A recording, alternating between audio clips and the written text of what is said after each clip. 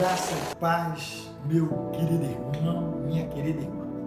Quero ainda finalizar o Sermão do Monte, trazendo dois textos, um do Antigo Testamento e um do Novo Testamento, para mim e para você, para entendermos melhor o que o Sermão do Monte, qual é a proposta para a minha vida e para a sua, na base que Jesus diz, encerrando, dizendo assim: o homem prudente e o homem imprudente, um constrói a casa sobre a rocha, o outro constrói a casa sobre a areia. A rocha significa a vida em Jesus Cristo, a areia, a vida no mundo, os princípios, valores. E agora é interessante da gente ver que ele diz assim: o vento vai soprar sobre as duas casas.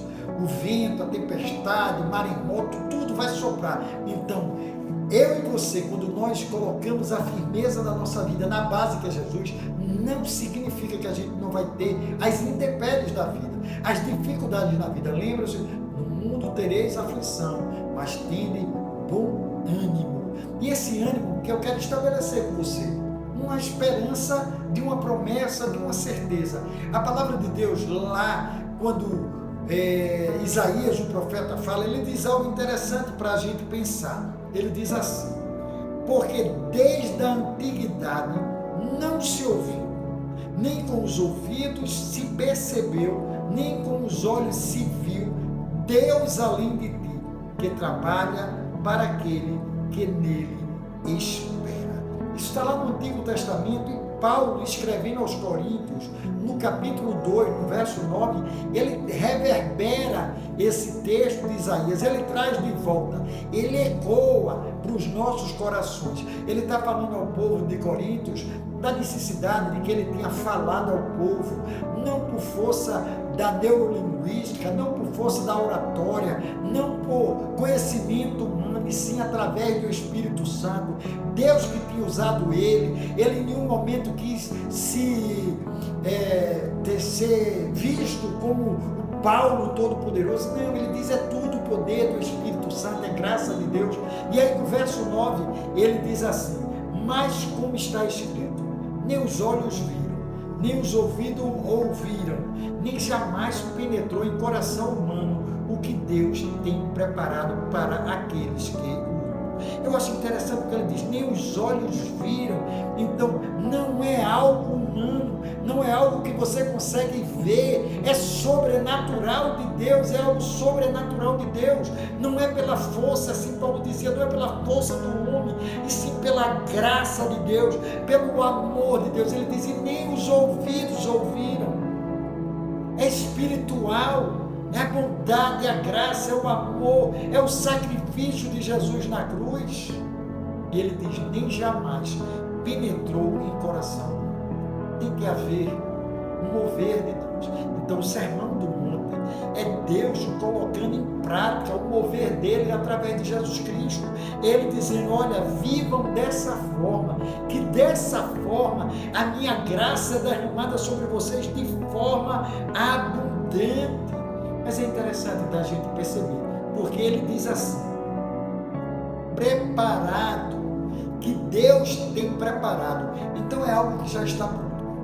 Por isso é a eternidade. Deus é o mesmo Deus de ontem, de hoje e de amanhã.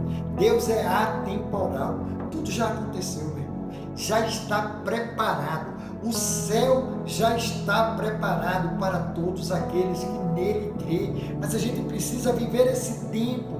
A gente precisa ser forjado em mim e você a estatura do varão perfeito, que é Jesus. Então, o Sermão do Monte é um talhador que vai talhando a obra-prima de Deus, ou como um pincel pintando a obra-prima na minha vida e na sua, detalhando cada situação no contexto de como eu devo viver, de como você deve viver. É o retrato de Jesus Cristo sendo impregnado na minha vida e na sua. Olha que coisa fantástica. O Sermão do Monte é Deus imprimindo em mim e você a graça dele, o amor dele, preparando a mim e a você, para que os nossos olhos comecem a ver, os nossos ouvidos comecem a ouvir e o nosso coração comece a se preparar para aquilo que ele tem preparado para mim e para você, para todos aqueles que nele amam.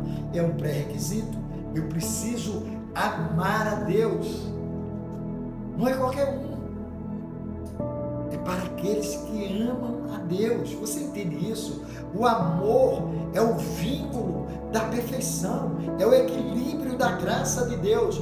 Amor e perdão, caminhando juntos, para que eu e você estejamos na estatura do varão perfeito. E amar, queridos, é relacionamento.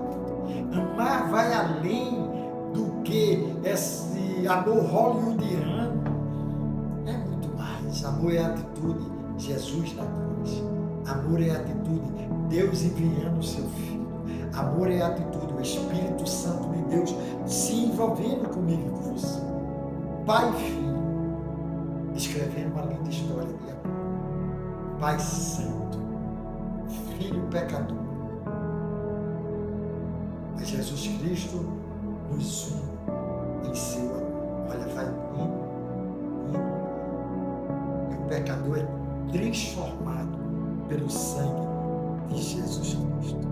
Quem ama, meu querido, crê e obedece.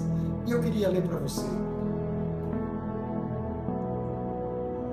um versículo que está lá em Deuteronômio, capítulo 6, o verso de número 5, que diz exatamente assim: ame o Senhor, o seu Deus, de todo o seu coração, de toda a sua alma e com toda a sua força.